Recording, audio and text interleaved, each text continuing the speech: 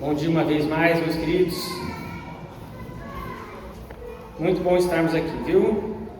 É bonito ver um domingo pela manhã, a igreja cheia assim, né, meus irmãos? Que bênção, bênção demais. Mantenhamos este mesmo espírito.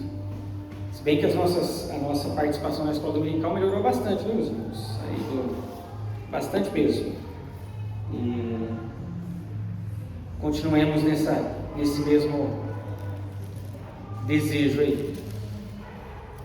Como vocês bem sabem, estamos estudando o Antigo Testamento e especialmente Gênesis. Falamos a respeito do início da criação no domingo passado. Hoje continuaremos. Nós tratamos ali no domingo passado até do capítulo 1 ali, primeiro versículo, até o versículo de número 25, que são os primeiros 5 dias da criação. Hoje nós falaremos do 6º dia, da criação do homem e da mulher, da criação da humanidade. Versículos 26 a 28, também apenas 2 versículos ali, porque nós temos bastante conteúdo e a gente não consegue ser exaustivo, ainda que nós venhamos a trabalhar apenas 3 versículos hoje, nós não daremos conta de ser exaustivos e trazer tudo que poderíamos trazer. Em 1 hora não dá, 1h30. É um tempo menos, né? Porque hoje o tempo é um pouco mais curto. Mas que o Senhor nos ajude. Já é um estudo muito profundo que nós temos aqui. Bem aprofundado, de acordo com o nosso espaço e tempo aqui. Eu farei a leitura deste texto e depois a gente adentra aqui nas questões, tá bom? Gênesis capítulo 1, versículos 26 a 28. Também disse Deus: façamos o homem à nossa imagem, conforme a nossa semelhança. Tenha ele domínio sobre os peixes do mar, sobre as aves dos céus, sobre os animais domésticos, sobre toda a terra e sobre todos os répteis que rastejam pela terra. Criou Deus, pois, o homem, a sua imagem. A imagem de Deus o criou. Homem e mulher os criou. E Deus os abençoou e lhes disse: sede fecundos, multiplicai-vos, enchei a terra e sujeitai-a. Dominai sobre os peixes do mar, sobre as aves dos céus e sobre todo animal que rasteja pela terra. Louvado seja o Senhor pela sua palavra. Até aqui a leitura. Amados, antes de adentrarmos aqui em algumas questões específicas do texto, nós estamos falando a respeito da criação. A Confissão de Fé de Westminster, ela diz em um de seus capítulos que existem assuntos e temas que são de difícil compreensão. São muitas vezes ali um mistério, por assim dizer. E quando nós falamos de criação, especialmente sobre modo de criação, sobre a forma como é criada, são criadas todas as coisas, existe ali um mistério. Por que existe esse mistério? Porque a Bíblia, a Escritura, a revelação de Deus, ela não está posta diante de nós para sanar as nossas dúvidas e questões científicas do século XXI. Não é o nosso olhar e as nossas dúvidas e os nossos anseios que partem das descobertas científicas do século XXI que vai definir como nós vamos e nos achegamos ao relato criacional. Porque senão nós ficamos nas mãos da ciência do século XXI. Se depender da revelação de Deus mostrar-se eficaz, se ela comprova os anseios da ciência moderna, a Sagrada Escritura deixa de ter inspiração e ela passa a depender de anseios modernos. A gente já tem, o nosso pressuposto é, a Bíblia é inspirada por Deus, é palavra de Deus, inerrante, fiel, regra de fé e prática, palavra de Deus, toda ela, Antigo e Novo Testamento, isso é cristalizado.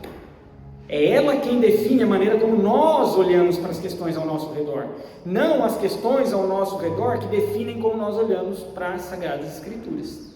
A nossa cosmovisão, como nós falamos aí, temos falado no início, desde o início dessa caminhada em Antigo Testamento, ela é fundamentada na revelação, tá bom? Ou seja, se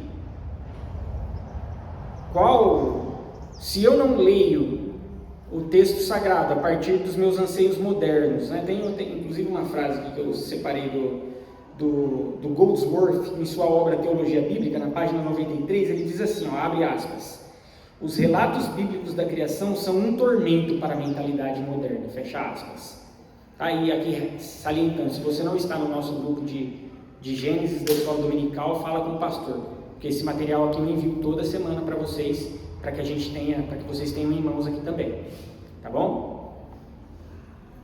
São um tormento para a mentalidade moderna, por quê? Pela forma como ela se revela.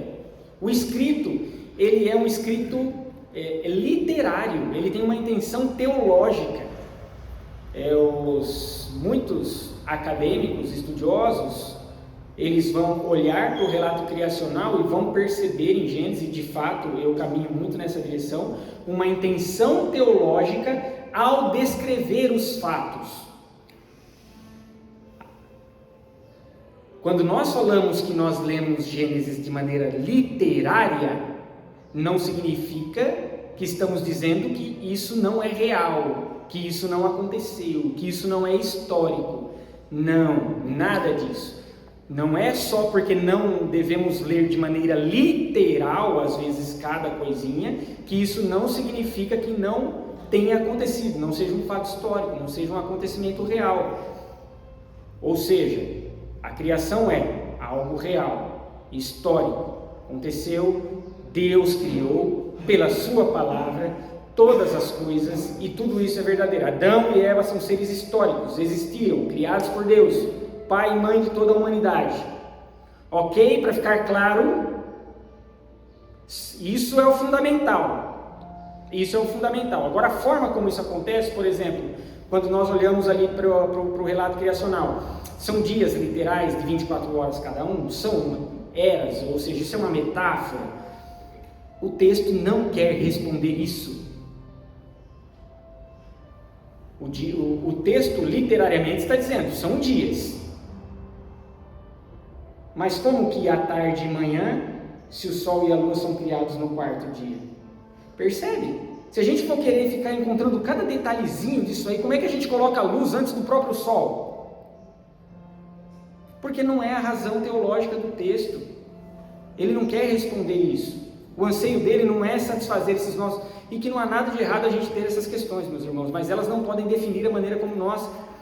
Porque senão a gente molda o texto bíblico à nossa mentalidade. E nada contra também, pelo contrário, os nossos irmãos cientistas aí, tínhamos aqui um falecido recentemente, né, Adalto Lourenço, reverendo Adalto Lourenço, reverendo da Igreja Presbiteriana, inteligentíssimo, cientista de primeira linha, que trabalha de outra forma. Eu não sigo aquele caminho, mas eu não sou cientista, eu sou teólogo, ele é teólogo também, mas ele vai muito para a ciência, outros, e tem um lugar, ok? Tem um lugar, tem a sua relevância.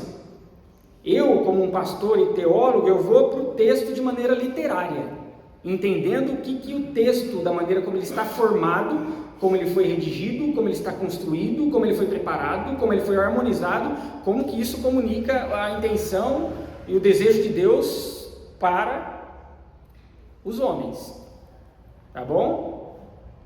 Ou seja, ler de maneira literária não significa deixar de lado a historicidade, os eventos históricos e os acontecimentos. Gênesis simplesmente tem uma razão teológica em descrever os fatos. Gênesis não descreve os fatos e os acontecimentos de maneira factual, exatamente como, da forma que aconteceram. Ok? Deu para entender essa questão, meus irmãos? O pastor é criacionista, tá? O pastor crê na criação. Deus é o criador de todas as coisas, Deus é o sustentador de todas as coisas. Adão e Eva existiram, deixa eu dar ênfase, Adão e Eva existiram, tá? Não tem uma posição definida se são dias literais ou metáforas. O texto se descreve como dias literais, mas não interessa, não diminui nada o poder de Deus, não diminui nada o alcance de Deus e a intenção teológica de Deus em trazer esse relato. O que então quer responder Gênesis? Se não é responder os nossos anseios modernos do século XXI, o que é responder? Nós já tratamos isso um pouquinho. Gênesis quer mostrar, ou a pergunta que deve ali permear Gênesis é: a quem devemos adoração? Quem devemos adorar? Essa é a pergunta. E Gênesis capítulo 1 deixa claro: devemos adorar o Deus que criou todas as coisas. E aí por isso que você tem o teor apologético. Lembra-se do domingo passado, o teor apologético? Por que ele não fala sol e lua e ele fala luzeiro maior e luzeiro menor? Por que não está o nome lá sol e lua? Por que está luzeiro maior e menor? Vocês se lembram? Por que está escrito assim?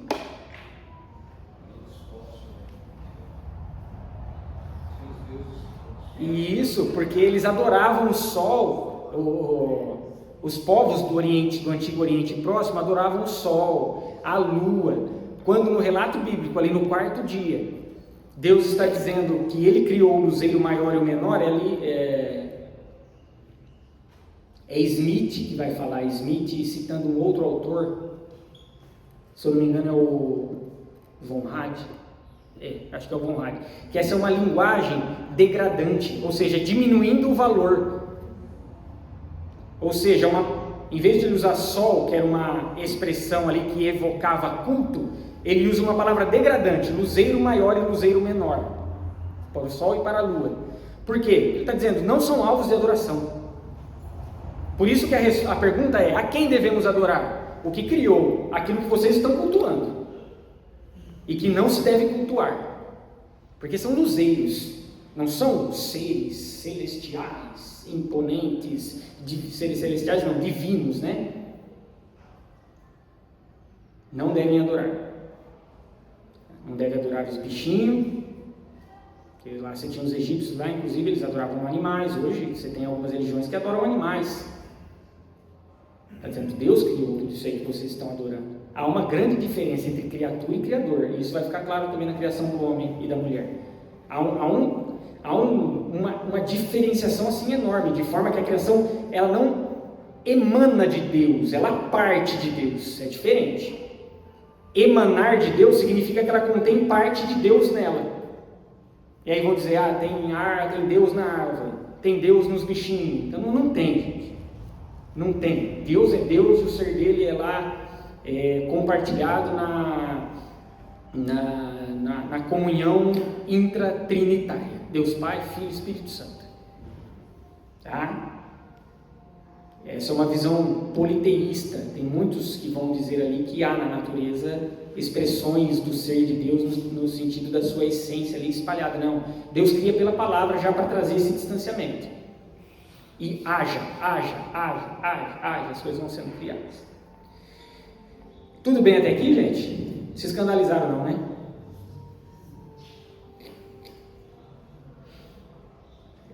E também, meus irmãos, não estou querendo dizer que quem olha o texto de maneira literal é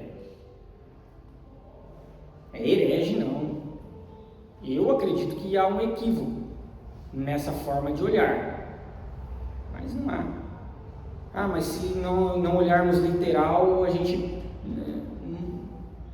perde a historicidade. Não perde, porque Jó é escrito de maneira poética, a gente não perde a historicidade dele. Jó existiu, mas o texto se revela de maneira poética, inclusive está entre os livros sapienciais de sabedoria, dentro da repartição hebraica, inclusive. Então, não há dificuldade com relação a isso aí. Tanto se a gente olhar de maneira literal, se a gente focar, não, quero encontrar e provar que os dias são criados em 24 horas literais, nós encontraremos problemas, textualmente falando. E se falarmos, não, é metafórico, isso é gerações, a gente encontra problemas também. Tá? Por isso que o pastor, nesse caso, fica em cima do muro. Foi em cima do muro, meus irmãos. Tudo bem até aqui? Alguma pergunta, meus irmãos? Alguma?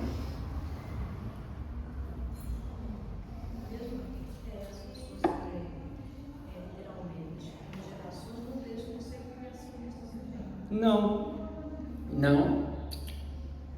Existem aqueles que vão olhar para o texto metaforicamente. Você tem duas discussões. São os defensores da Terra jovem, que a Terra tem cerca de 6 a 7 mil anos, e os de Terra velha que vão ali olhar e falar, não, a Terra tem milhões e milhares e milhões de anos. Não significa necessariamente que todos esses que olham para o texto e defendem ali, não, são gerações, os dias a partir de gerações. Olhando em alguns textos, por exemplo, quando Deus diz que 1000 anos para Ele é como um dia como 1000.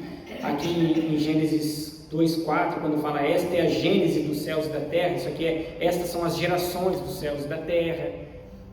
Não significa que ele é ateísta, evolucionista. Ele está dizendo que eu sou criacional, Deus criou todas as coisas, mas a terra é velha. Os da terra jovem vão dizer, não, olha para Adão. Adão foi criado já maduro. Deus pode ter criado até em 7 mil anos já com um aspecto envelhecido, por assim dizer. Porque aí responde, porque a ciência está dizendo, não, são bilhões de anos, porque para ter essa aparência precisa-se de milhares de anos. Aí os que têm um olhar mais literal vão dizer, não, mas Adão já não foi criado adulto? Ele não foi criado bebê e foi crescendo, foi criado adulto. Então a Terra pode ter sido criada já, eles vão defender que sim, que a Terra foi criada com um aspecto de milhares de anos, já uma Terra já madura, tá? Eu pendo mais para um lado, vocês não vão saber qual é, porque não interessa.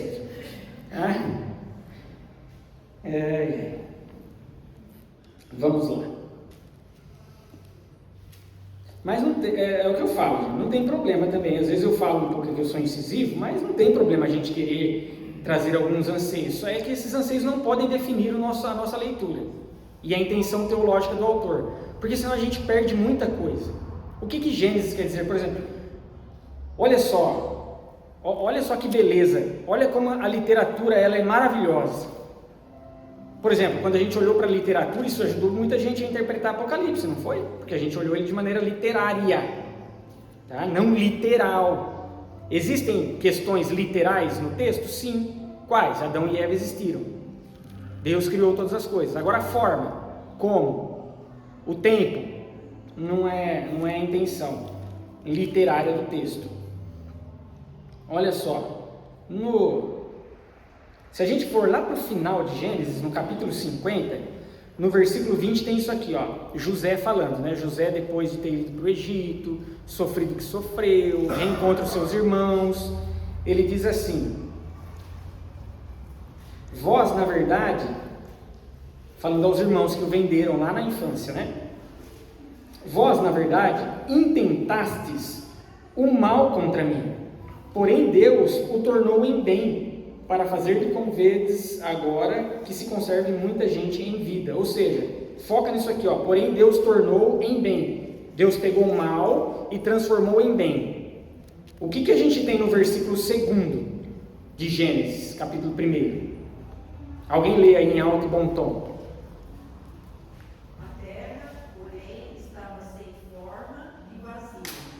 Havia trevas sobre a face do abismo, e o Espírito de Deus pairava por sobre as águas. Qual é o estado do mundo? É bom? Trevas, abismo, sem forma, vazio é bom? Agora vai para o versículo 31 do capítulo 1 e lê também, em alto e bom tom. Depois que a criação é realizada. finalizado por Deus. Viu Deus tudo quanto fizeram, e eis que era muito bom. Houve tarde e manhã o sexto dia. No começo era como? Vazia, sem forma. E depois ficou como? Muito. Era ruim. Ficou bom. Deus pega o caos e transforma em bem. José está repetindo isso no final de Gênesis. Olha como o texto está unido literariamente. Percebe que há uma intenção? E como o texto é muito bem construído, alguns vão dizer, não é Moisés, é um que pegou aqui, é outro autor que pegou aqui e colocou. O texto diante de nós está muito bem arquitetado, preparado, de maneira a mostrar a sua intenção teológica por trás. Qual a intenção teológica da criação? A quem devemos adorar. E fica muito claro, por Gênesis capítulo 1, a quem devemos adorar. Está lá. Também disse Deus, façamos o homem à nossa imagem, conforme a nossa semelhança. Tenha ele domínio. Hoje, mas 10:05 já. Olha, isso dificulta para o pastor, né? Ô relógio, dá uma segurada aí. Nem comecei, gente. Façamos o homem à nossa imagem, conforme a nossa semelhança. Tenha ele domínio sobre os peixes do mar e tudo mais. Vamos focar aqui. Façamos o homem à nossa imagem e semelhança. O verbo está no plural. E aí?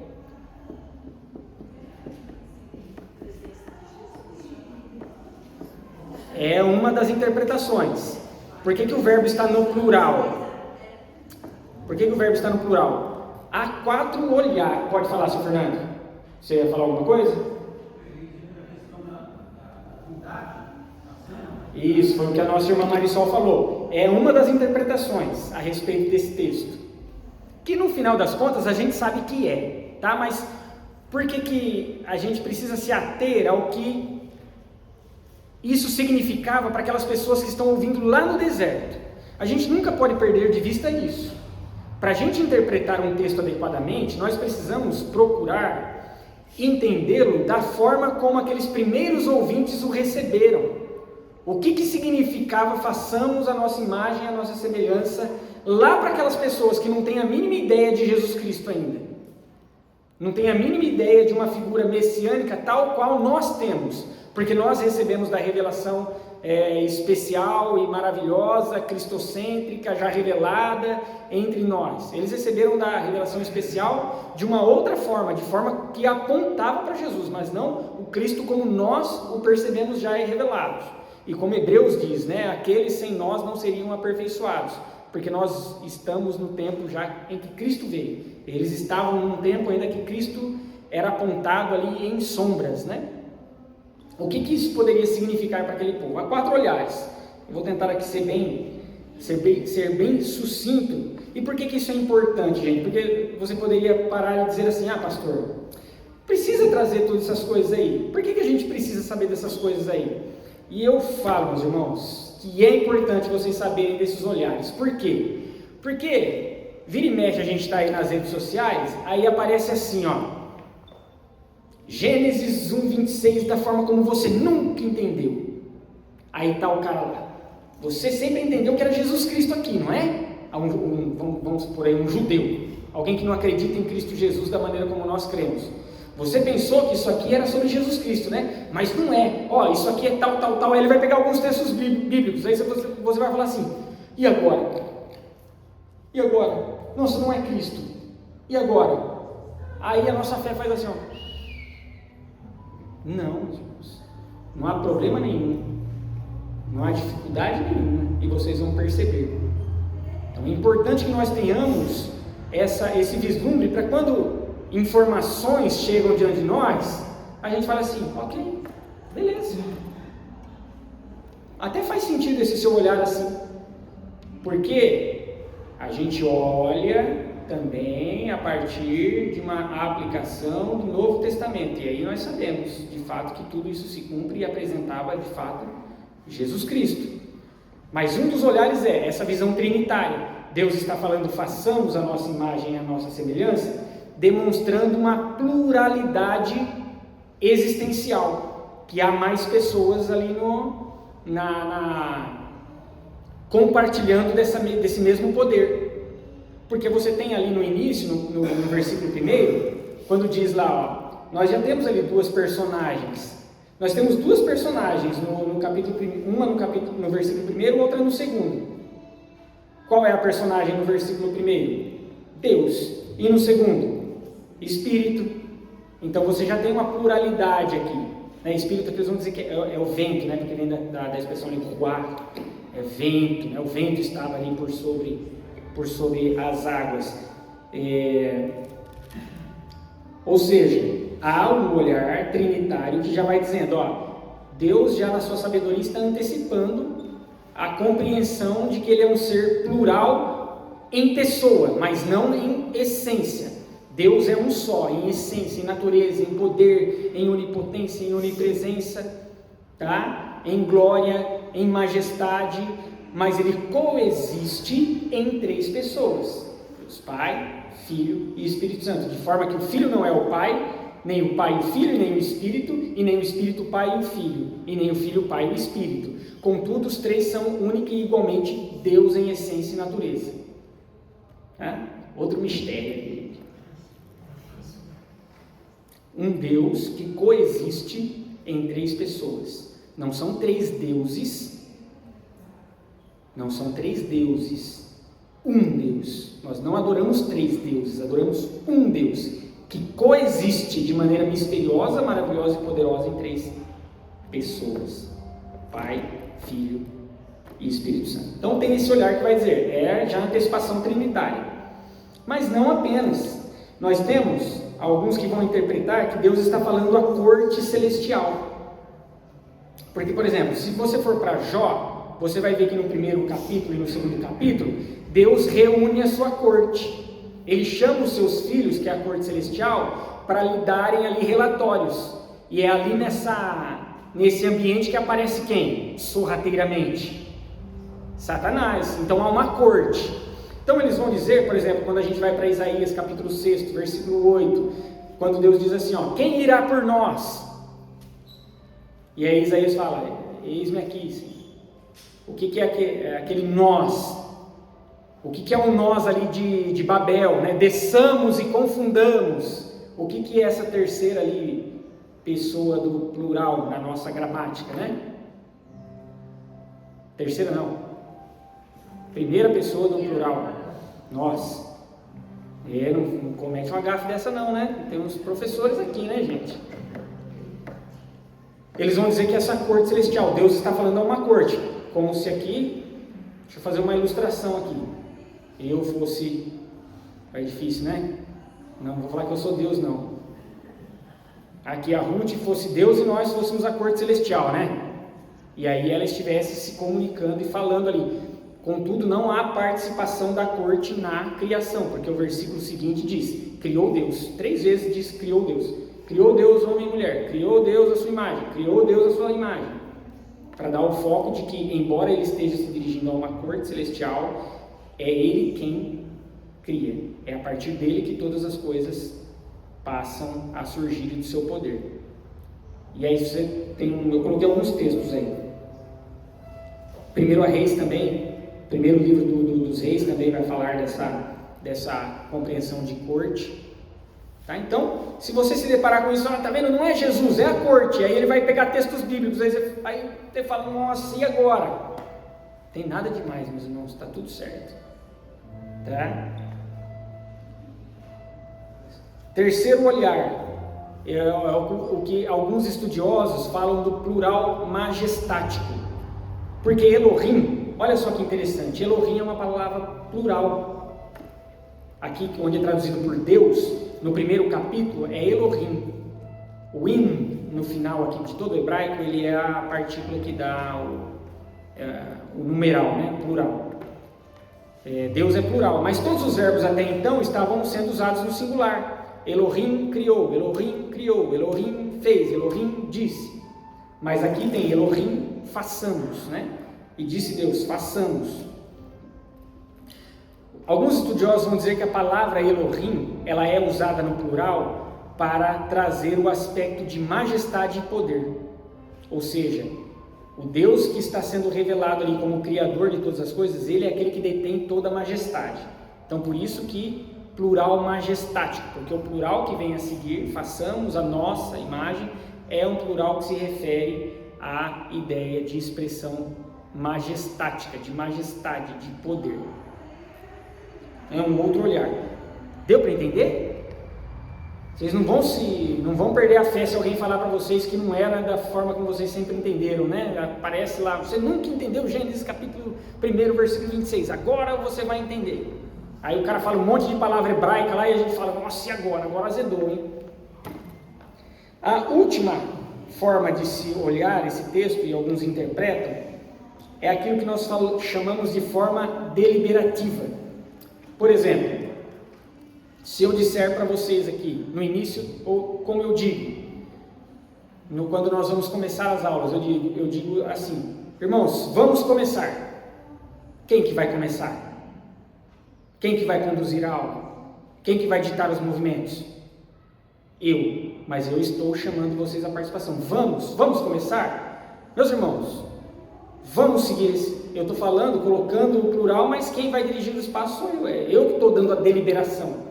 Então alguns vão olhar para esse verbo como um plural deliberativo. É Deus chamando a essa compreensão daqueles que acaba se assimilando também perto ali do entendimento de corte celestial, tá? Mas é Ele quem dita os passos. Então há esses 4 olhares, tá?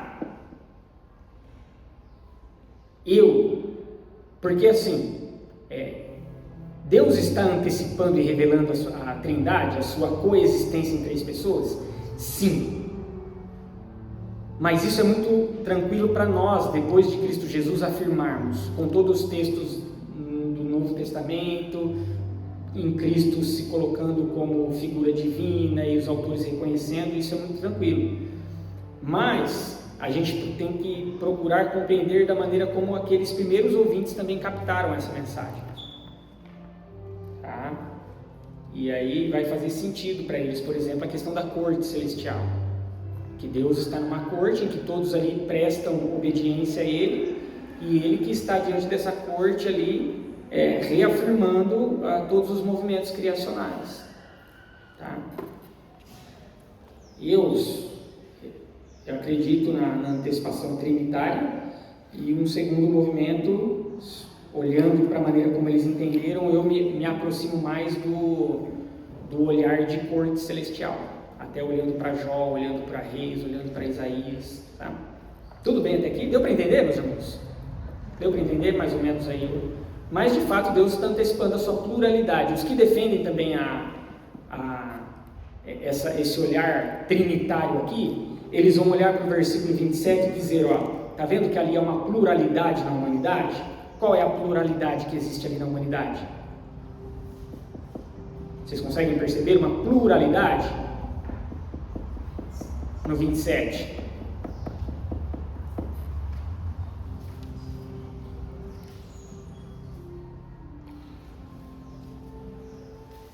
Última sentença do versículo, diz o quê?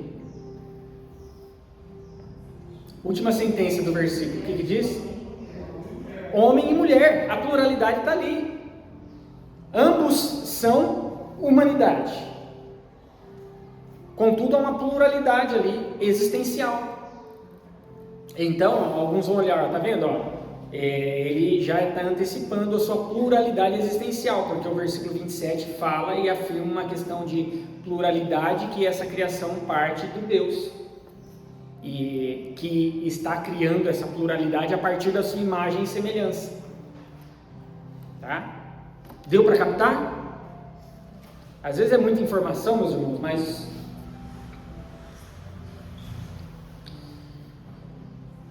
sigamos e veja, imagem e semelhança, né? Ele diz, conforme a nossa imagem, façamos o homem a nossa imagem, conforme a nossa semelhança. Imagem e semelhança são intercambiáveis, tá? Expressões que significam aqui a mesma coisa, são palavras diferentes usadas para referir-se a uma única questão, dessa proximidade com Deus, de forma que, por que eu deixei a criação do homem e da mulher para falar única e exclusivamente separado da criação dos 5 dias anteriores? Porque nos 5 dias anteriores você tem a sentença dada à criação de que forma? Haja, haja, haja. Aqui nós temos o façamos, já é um verbo que traz pessoalidade, traz proximidade, traz uma peculiaridade, uma diferença na criação do homem e da mulher que até então não se viu, não se via. Ou seja, aqui é o que nós chamamos ali do ápice da criação, a coroa da criação. E ainda Deus reforça dizendo que criou a imagem e semelhança dele. O que é essa imagem e semelhança? Não é a questão física. Não é a questão física. Alguns vão dizer, não, é a questão física. E aí vão defender que Deus ali, inclusive, se eu não me engano, são os mormons que vão... Se eu não me engano, tá? Posso estar equivocado. Que vão dizer que Deus ali tem um tipo de corpo físico e tudo, mas não é isso. Aqui, imagem e semelhança a partir, nós podemos percebê-los a partir das direções que nós já temos aqui no texto. Por exemplo,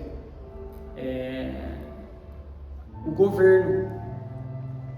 governo não significa que o governo aqui que Deus dá ao homem, né, tenha ele domínio e sujeite e governe sobre a criação, né, os peixes e tudo mais. Não significa que ser a imagem e semelhança é governar, mas governar é uma consequência de ser a imagem e semelhança.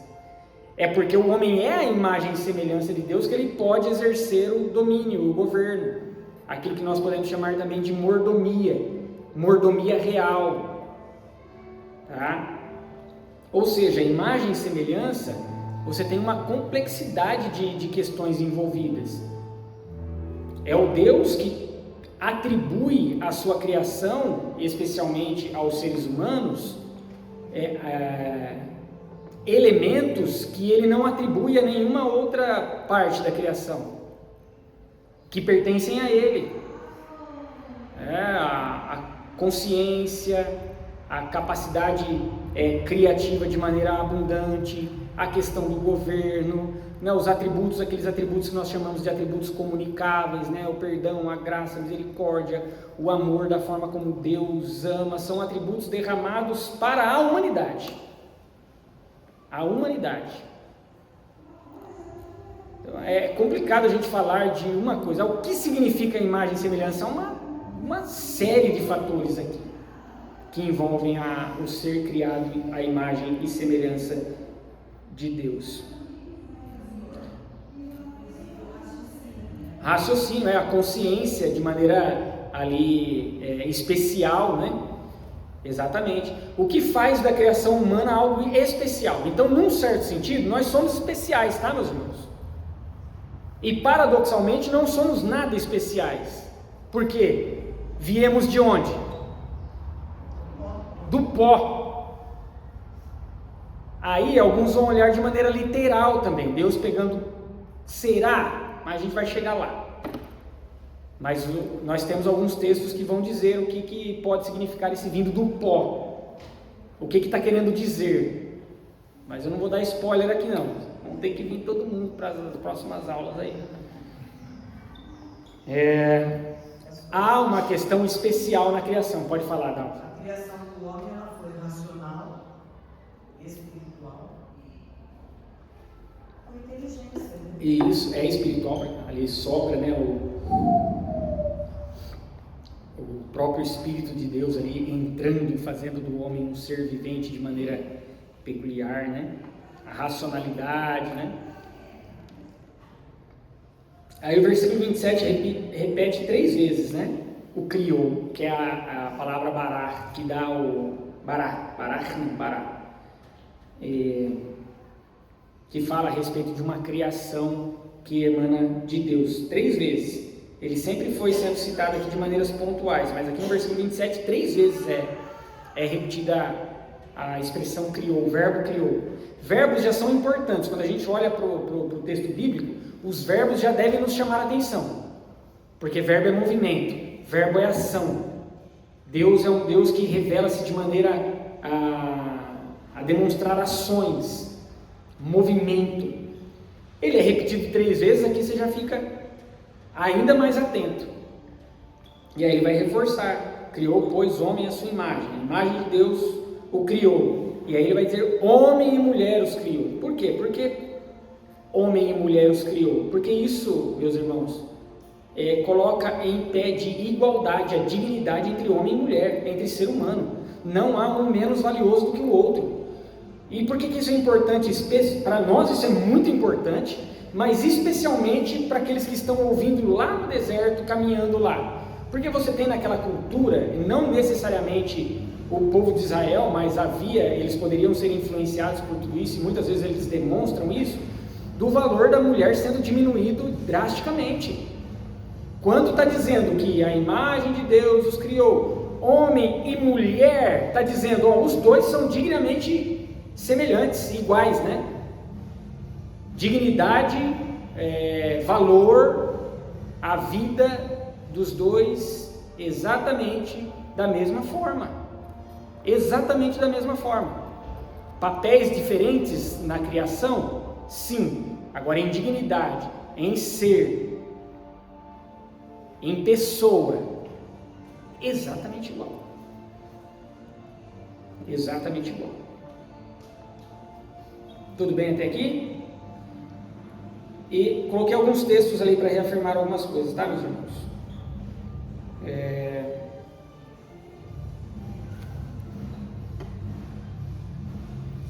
E veja que a primeira palavra dada à humanidade é uma bênção, não é nenhuma proibição. Qual que é a primeira palavra dada à humanidade aqui? E abençoou-os, dizendo: sede fecundos, multiplicai-vos, espalhai, sujeitai a terra, dominai-a sobre os peixes do mar, sobre as aves dos céus, sobre todo animal que rasteja pela terra. É uma palavra de bênção e de liberdade. A bênção está muito atrelada à fertilidade, tá? Por isso que vem na sequência ali o multiplicai, sede fecundos, né? Enchei a terra, porque bênção está sempre muito atrelada aqui na questão do Antigo Testamento à fertilidade, tá? Por isso que aquelas pessoas do Antigo Oriente Próximo eram muito seduzidas a buscar deuses que prometiam boas colheitas, a fertilidade da terra. Aqueles deuses que prometiam isso eram muito adorados. Oi?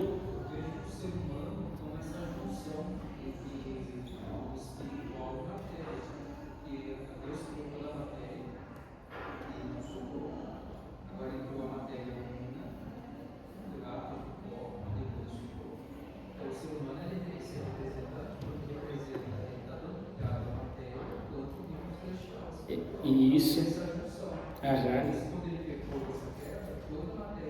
Exatamente. E por isso que é importante essa leitura, porque ser humano não existe sem espírito e matéria.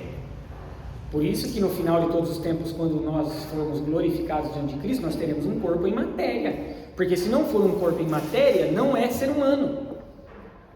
Ser humano só o é por espírito e matéria. Importante se olhar aí. Meus irmãos, se alguém já passa a palavra, tá, Cássia? Eu não sei como que tá lá. Quem tiver criança pequenininha tendo aula ali, pode ir lá buscar, tá? Só para eles não descerem a escada ali sozinhos, tá? Porque os professores disseram que eu precisava entregar a aula 10h25, já é 10h27. Então quem tiver criança pequenininha tendo aula lá, se quiser se retirar para ir lá buscar, pode ir, tá bom? Só para eles não descerem a escada sozinhos. Se bem que a gente já vai acabar, eu vou deixar em direção ao Novo Testamento de novo para o próximo domingo. Eu vou trabalhar aqui algumas aplicações para a gente não ficar só no campo também da explicação teórica, tá? Quais aplicações práticas nós podemos extrair deste texto? Primeira delas, nós olhamos todas as pessoas a partir da imagem e semelhança de Deus. Todas as pessoas são dignas, porque nelas há imagem e semelhança de Deus, ainda que elas não creiam, ainda que elas não evidenciem. A queda não retira a imagem e semelhança de Deus, ela traz uma deturpação, mas ela não retira. bom? Então, todo tipo de ofensa por causa de cor, sexo, aspectos físicos, antes de ser uma ofensa à própria pessoa, é uma ofensa a Deus. Principalmente o racismo. A gente pensa que não existe racismo, né? Meus irmãos, não sejamos ingênuos, tá? Existe e muito. Muito. Não sejamos ingênuos, tá? Racismo é olhar para Deus e dizer assim: o Senhor fez tudo errado, porque o Senhor não sabe o que você faz, porque você criou a imagem e semelhança sua, mas eu estou dizendo que não é.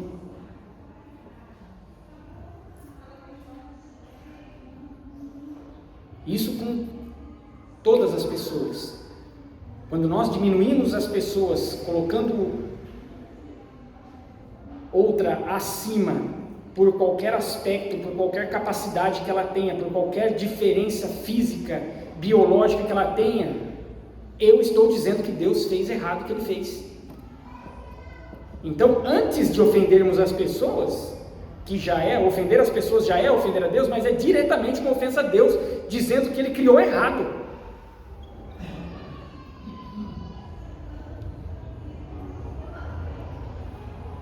Xenofobia, racismo, misoginia, machismo, feminismo, tudo que tenta diminuir, tudo que tenta colocar alguém pela sua biologia, pela sua característica, pela sua cor acima do outro, é descaracterizar a criação de Deus.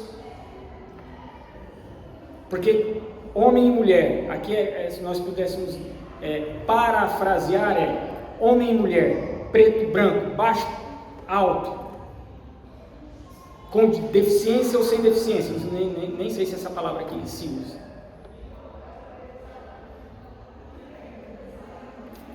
Criou Deus. São a imagem e semelhança de Deus. Primeira coisa, primeira aplicação prática. Se a gente é seduzido por algum tipo disso, a gente rechaça, meus irmãos. A gente luta contra isso. Isso a gente deve lutar contra. Porque quando a gente não faz, lutar contra assim, se a gente tem isso diante de nós, a gente combate, a gente corrige. Tá? Segunda e última aplicação: exercer o domínio sobre a criação não é usá-la ou explorá-la de maneira egoísta e destrutiva. É cuidar, depois a gente vai ver no segundo capítulo, cuidar e cultivar, não é destruir. Como que nós lidamos com a criação de Deus, como verdadeiramente Deus nos criou para tratarmos a criação de maneira cuidadosa, amorosa, não destrutiva para fins egoístas. Nós precisamos ter uma consciência ambiental, meus irmãos. A gente não precisaria de movimentos e movimentos para nos dizer que nós precisamos ser conscientemente ou conscientes ambientais. A palavra de Deus já diz isso. A gente não precisava de grupo que defende a baleia, grupo que defende as árvores, grupo que são necessários agora, porque o negócio desandou.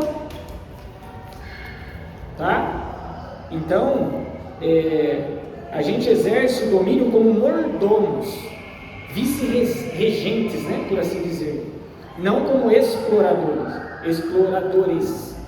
Então a gente cuida. Qual é o destino que nós damos aos nossos lixos, né? Eu já disse isso aqui há algum tempo, assim, ó, como me dói o coração ver papel saindo do vidro do carro, cara.